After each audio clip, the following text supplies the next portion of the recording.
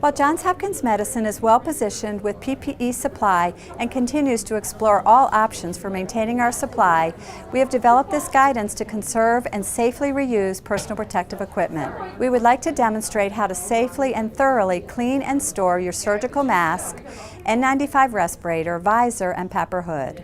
If you are wearing a surgical mask and a face shield, remove your face shield, being careful to not touch your face. Clean your hands. Carefully remove your surgical mask, again being careful not to touch your face. Place your mask in a labeled paper bag.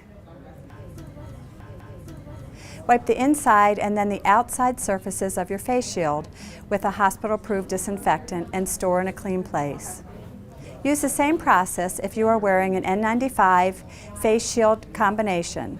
Carefully remove your face shield, clean your gloved hands, and then carefully remove your N95.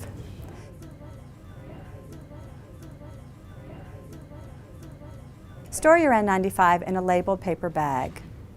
Don a clean pair of gloves, then clean your face shield as previously demonstrated and store your face shield in a clean place.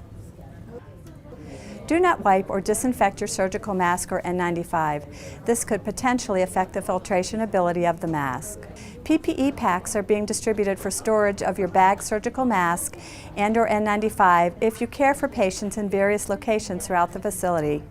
That way you will have them with you as you travel throughout the hospital. For PPE use, remove your PPE hood.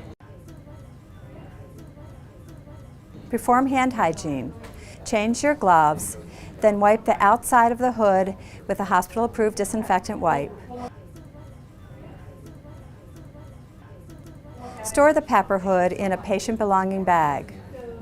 Disinfect the battery pack, hose, and belt with a facility-approved disinfectant wipe. Please do not open the PPE filter.